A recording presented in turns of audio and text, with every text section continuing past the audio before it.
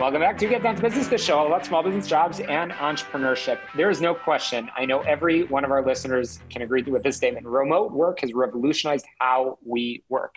It supercharges productivity, blazes a path to work-life nirvana, and it's no wonder that nearly half of employees, and that's a proven fact over here, continue to demand control over where and when they put in their paid hours.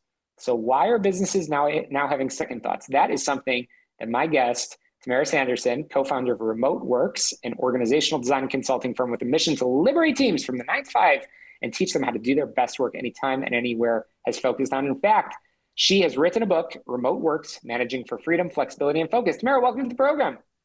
Thanks. Appreciate it. Absolutely. I know you have been studying this. You've been focusing on these issues. I have to ask, did you start this topic before COVID, or was that just an aha moment and you just totally changed everything that you've been doing and decided to focus on remote work? No, definitely not a COVID moment. I think the COVID moment was actually that I don't think people were doing remote work correctly, but I've been thinking about remote work probably from day one of my career. I started out as a management consultant in 2006, and I was always trying to figure out a better way to combine life and work. And I also worked for one of the largest all-remote companies before the pandemic. So I saw how it could work very differently. Yeah, and your book, Remote Works, Managing for Freedom, Flexibility, and Focus, is a great read. We'll definitely send our listeners so they can understand the best practices. And I know you have a simple 4-step process keeping remote teams on track, which is something every one of our listeners needs to know. So let's dive in. You start off in your book by discussing a remote state of mind. What is that, and why does it matter? Yeah, so there's not one way to do remote work. And so our book is very much choose your own adventure with a lot of prompts and questions and reflection activities and case studies. But a remote state of mind is one, just, you have to be able to work remotely, which means using technology for the most part. But the second part is challenging the status quo, because you have to get out of the behavior that you were used to in an office and start experimenting with different ways to get your work done. And so without questioning things, it's really hard to do anything unique with remote work.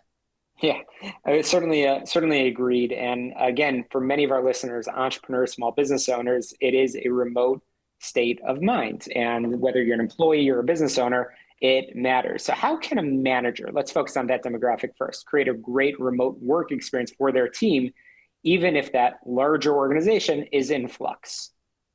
Yeah, so this is essentially why we wrote our book. It is for teams, and I do think you can have a lot of autonomy with a group of 5, 10, 15 people, even if leadership is still going back and forth between it's okay to work remotely, come back in the office, it's okay to work remotely, come back in the office. That feels like, kind of the dance that's happened the last 3 years. I think as a team, you can start creating up your own norms and how you want to work together. So I think as a manager, the 2 things you really need to think about is being really intentional and also being transparent. And if you can get those things done well, you can start working remotely. And by intentional, I mean, you have to be very thoughtful about what you want your team to deliver. I a lot of times equate this to going from a high school to a college mentality. In high school, kids come in, they have to be there for 40 hours, butts in seats, they have to listen, take notes, and it's very prescribed. For people that are fortunate enough to go on to university, it goes to a different mentality where at the beginning of the semester, there's a syllabus, there's expectations that are set, there might be a class once or twice a week, and then by the end of the year or the end of the semester, students have completed different outputs and they've learned a lot throughout that time, but they're not talking to the professor all day, every day. And so as a manager, you need to start thinking of yourself as a professor and how you can set expectations almost like a syllabus, and how can you check in a really thoughtful way without being patronizing to your employees. Absolutely. Great advice. Again, I'm chatting with truly the subject matter expert on the topic of remote work. Indeed, she is the founder, together with her colleague, Allie Green, of Remote Works, an organizational design and consulting firm with a mission to liberate teams. That's Tamara Sanderson. So Tamara, you continue to talk in your book, again, it's called Remote Works, Managing for Freedom, Flexibility, and Focus, that teams need to manage 3 things to get those things done. What are those, and how can those get done? Ooh, yeah. So I guess with teams in general, what we're talking about is you need to think through your team going through 5 stages of development and how you can work together to go through those stages remotely. So those are forming, storming, norming, performing, and adjourning. And so in our book, we kind of have a guide of going through those different concepts.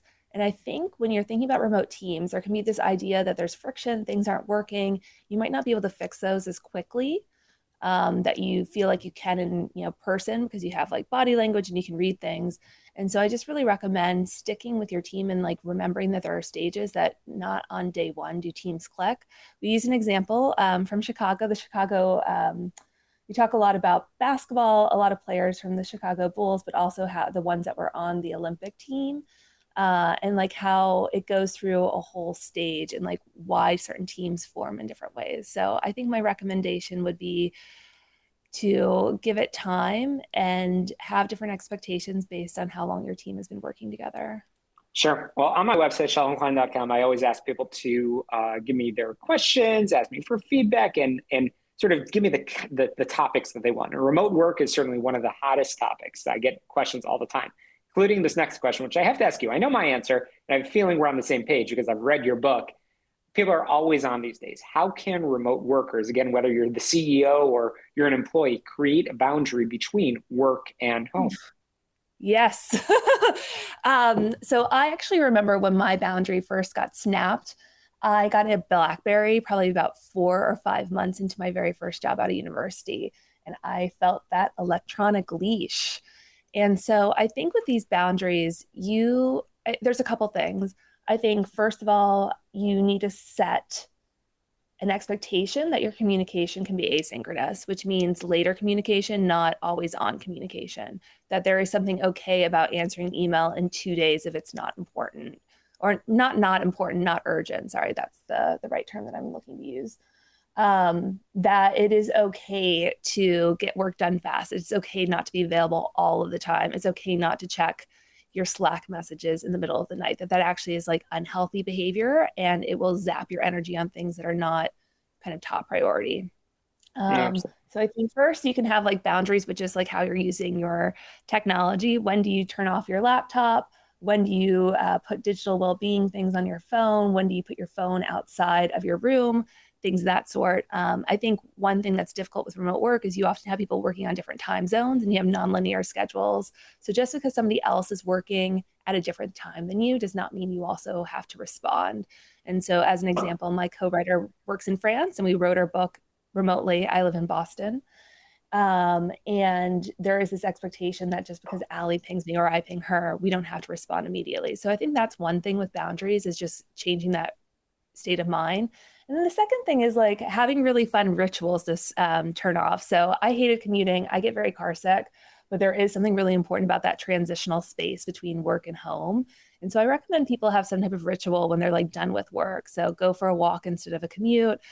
We interviewed a lovely woman who is the COO of a company, and she basically puts her children to sleep, and then she plays an hour of piano every night to like shut off between work and family life and personal life. And so I thought there was something really beautiful about that.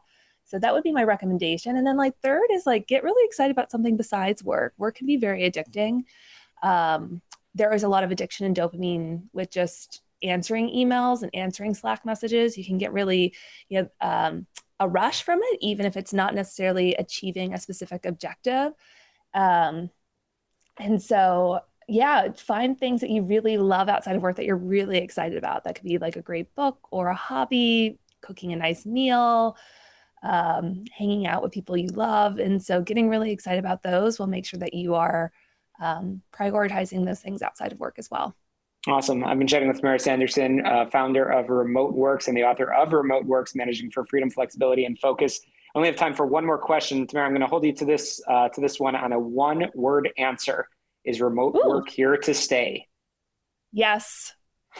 Well, there you go. That's definitely a strong message for our listeners. So it's definitely important that we figure out how to do it right. I go back to the first question that I talked to you about, Tamara, about sort of learning from COVID. You said that we need to learn how to do it better. You've given us some good tools how to do that, and I know your book is really the playbook, the ultimate playbook for managing remote teams and for working remotely, professionally, efficiently. That book is called, again, Remote Works, Managing for Freedom, Flexibility, and Focus.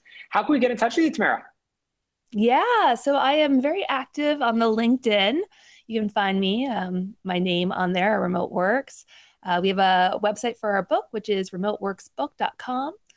We would love for people to check out the book. It is available on Amazon and it is distributed through Penguin Random House around the world. So check it out. We love hearing from readers. If there's something that people find interesting, we'd love to have a conversation. So we are very accessible, and the book was written in a very accessible manner as well. So fantastic. Well, thanks so much for sharing your passion, your expertise. I look forward to continuing our conversation more. Get down to business in just a moment. Okay, great.